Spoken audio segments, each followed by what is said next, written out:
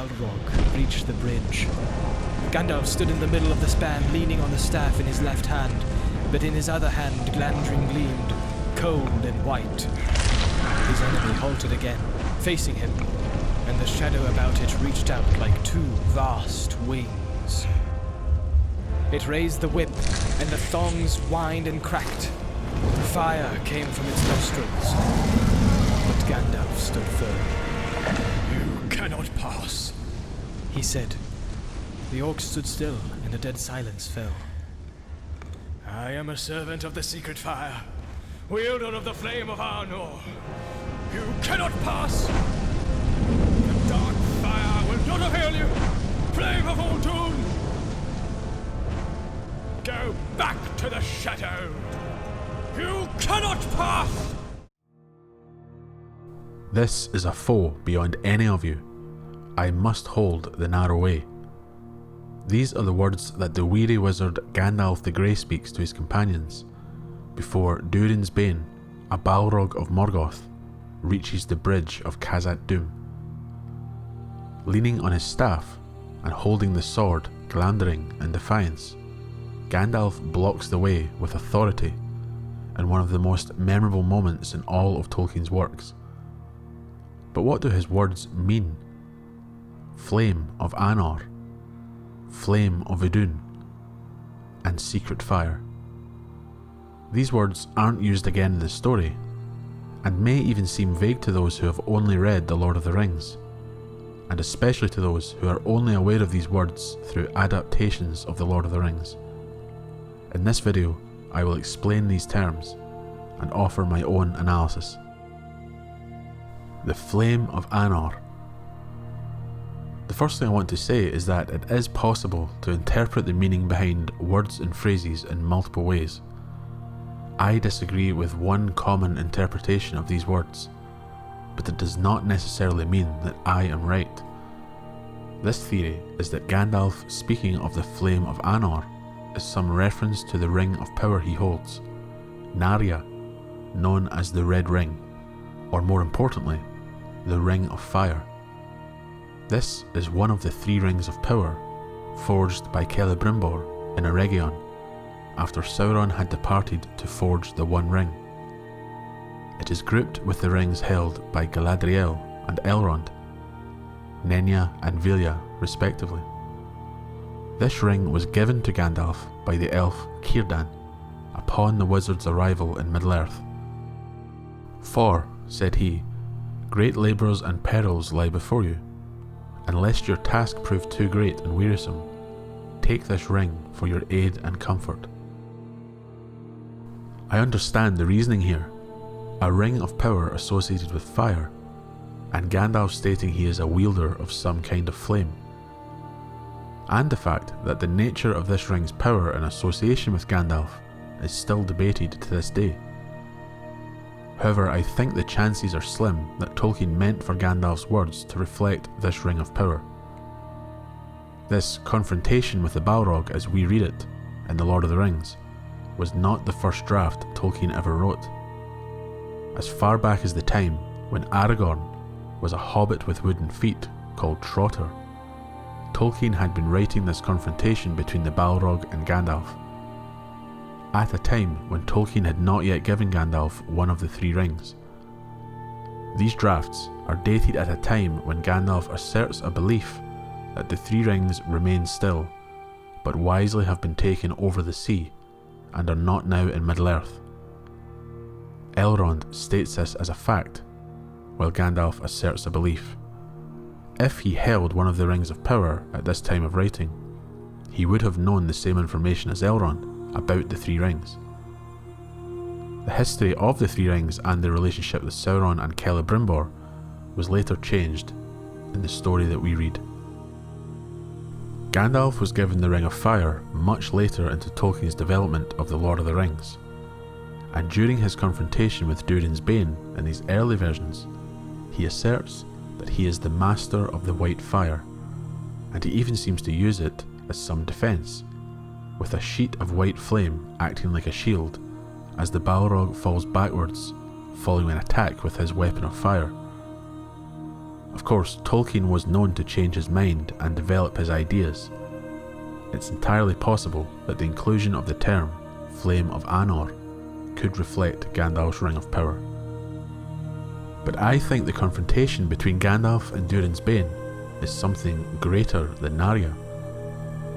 Wouldn't boasting about a Ring of Power used to kindle hearts and inspire hope, created by elves, be slightly underwhelming when we are talking about primordial evil, angelic and demonic forces in battle? When the meaning of the rest of Gandalf's words becomes apparent, invoking Narya by comparison just seems out of place to me. Invoking the power of the elves to the Balrog, when you can invoke the authority of God. Still, his Ring of Power may have enhanced the natural gifts he held, so I may be wrong. So if I don't think it's about the ring Narya, what do I think it refers to? Anor means sun in the language Sindarin. It could be that Gandalf is stating to the Balrog that he wields the light of the sun, the Flame of Anor, thus the flame of the sun. In the time of the two trees of Valinor, the youngest of the trees was named Laurelin, the golden tree of Aman. This was the female mate of Telperion, also known as the Elder White Tree. When the fallen Vala Morgoth and the spider-shaped creature Ungoliant brutalized the trees, only one single fiery fruit was produced through the power of the Valar Nienna and Yavanna. Then Manwë bade Yavanna and Nienna to put forth all their powers of growth and healing, and they put forth all their powers upon the trees. But the tears of Nienna availed not to heal their mortal wounds, and for a long while Yavanna sang alone in the shadows. Yet even as hope failed and her song faltered, Telperion bore at last, upon a leafless bough, one great flower of silver, and Laurelin a single trait of gold. The tree then withered and died, unable to produce anything else. This golden fire was set in a vessel, created by the craftsman of the Valar, Aule, before being steered into the sky by the Maya Aryan, becoming the sun. Morgoth, as I detail in my video of Melkor and the Secret Fire, grew to fear the sun, and his fear was put forth into his servants and slaves, notably orcs and trolls. The rising of the sun representing the awakening of the second born, men, a symbol of hope. It removes the darkness inflicted on the world by Morgoth, when he and Ungoliant destroyed the light of the trees. Gandalf could be saying, symbolically, that as a wielder of the Flame of Anor, he is an emissary of the West, a representative of the powers that dwell there, able to wield divine light and purity against the darkness the Balrog serves. And as demonstrated several times, in not only the drafts of The Lord of the Rings, but the final story, Gandalf can manifest this light as a very real force in the world. The Flame of Udûn. Anor means sun, and Udûn means Utumno in Sindarin. This isn't as straightforward a translation, but Utumno probably means a deep place or underworld. Tolkien describes it as meaning deep hidden in the annals of Aman. It is a reference to the original stronghold of Morgoth in the far north, the first and greatest of his citadels. There, Balrogs, Durin's Bane included, would serve their master, before it was assaulted and the Dark Lord's dwelling became Angband. Despite not literally being hell as we know it, Utumno would be the one place in all of Arda, Angband included, that could aptly be described as hellish. Endless depths and caverns of fire, reaching places of bitter cold, far from the light of the world. A place where the children of Iluvatar could be tortured and corrupted, where horrors were bred, and where the blackest evil in the world dwelt in darkness. If we associate Anor with good, then Udûn is certainly associated with evil. Gandalf is comparing these words, with the Flame of Udûn being a representation of dark fire and shadow, not of the sun. He is letting Durin's Bane know that the corrupted and blackened fire of its master Morgoth, and of hell itself, cannot hope to overcome the power he represents, the antithesis of Morgoth and all his slaves and servants. By using this term, he is making the Balrog aware that he knows what he is and whom he serves. I am the master of the white fire. The red flame cannot come this way. The creature made no reply, but standing up tall so that it loomed above the wizard, it strode forward and smote him. A sheet of white flame sprang before him like a shield, and the Balrog fell backward. Its sword shivered into molten pieces and flew, but Gandalf's staff snapped and fell from his hand. With a gasping hiss, the Balrog sprang up. It seemed to be half blind, but it came on and grasped at the wizard. Glamdring shore off its empty right hand, but in that instant, as he delivered the stroke, the Balrog struck with its whip. The thongs lashed round the wizard's knees, and he staggered. In this early draft from the Treason of Isengard, Gandalf speaks as a master of the white flame, and says that the red fire cannot come this way. Tolkien developed this idea further and incorporated black shadow, evolving the terms from white, meaning purity and goodness, and red-black, meaning corruption, darkness and evil, to possibly having white become Anor and black become Udûn. It is possible to interpret this as Gandalf not speaking about a spell or power, but authority and position, what it represents. He is an emissary that can wield great power on behalf of those figures who ordained his arrival in Middle-earth, Eru and the Valar. His own fire is unstained, free from corruption. His enemy stands before him as a corrupted version of what Gandalf represents. In its most basic form, the wizard is stating that the Balrog's dreadful presence and power is dwarfed by the source of his own power, and more importantly, authority. The secret fire. This is perhaps less ambiguous, and I discuss it heavily again in my video of Melkor and the secret fire referenced earlier. It can refer to what we know as the Flame Imperishable, though there is some debate about a possible difference between these terms in relation to the Holy Spirit. But we are talking about the ultimate power of creation, and even if each rational living thing has a part of this fire within them, it was always a gift bestowed only by Eru Iluvatar.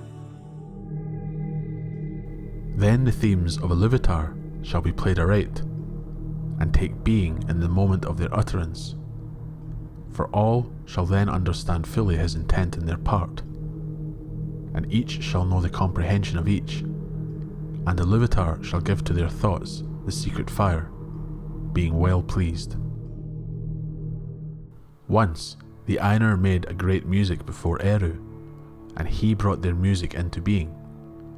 From the darkness a light was seen by the Ainur, and they beheld the history of the world unfolding, and the beauty within it, all as a vision. And when this vision was set amid the void, Eru sent the secret fire to burn at its heart, placing Eru himself inside of creation while dwelling outside. It is the power to give life an independent thought, a manifestation of free will itself. Without the Flame Imperishable, life is merely a mockery, with so-called creations acting without agency, and only through the will of the one who made them, slaves to their master. It represents everything that the mightiest of the Ainur, Melkor, craved and could not have. Instead of serving the glory of the secret fire, he wished to own its power, and to create as he wished for himself, and only himself, never being able to own it, even when some aspect of it was placed within creation itself, only being able to corrupt what it created.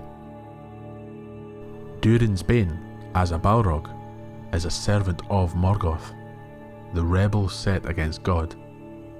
It shared in Morgoth's corruption, and fell with him into darkness. Gandalf stating that he is a servant of the secret fire is him declaring that he is a servant of God. He is invoking not only authority, but the authority, a power vastly, infinitely greater than any the Balrog can call upon, invoking the very power that the Balrog's own master jealously wanted. Gandalf's invocation is nothing like an oath sworn, but words speaking of him staying true to his path and his task. He isn't swearing on Eru in some unbreakable oath that should never be sworn, but is declaring his allegiance. We can't ignore Tolkien's own faith here when discussing the secret fire, and author Dr. Clyde Samuel Kilby states in Tolkien and the Silmarillion that Tolkien himself said in conversation that the secret fire is the Holy Spirit, burning at the heart of the world. As the author's faith permeates throughout the Legendarium in concepts of good and evil, it makes sense that the source of goodness within the world would come from the highest source itself, the origin of holiness, the soul and life. We can view the secret fire, and even this white flame, as references to the fires of creation, the Holy Spirit, and the Creator. Flame of Anor, Flame of Udûn, and the secret fire. All of Gandalf's words to the terror of Moria are spoken in reverence to the power and greatness of who and what he represents. Tolkien is comparing and contrasting with these words, not just the personal power Gandalf holds, or whom he serves, but always adding the power of the Balrog, and the one the Balrog serves, as comparison. With these three terms, the Grey Wizard reveals who he truly is to the demon, more than an old man with a staff and sword. And with these three terms, he diminishes the terrifying strength of Durin's Bane.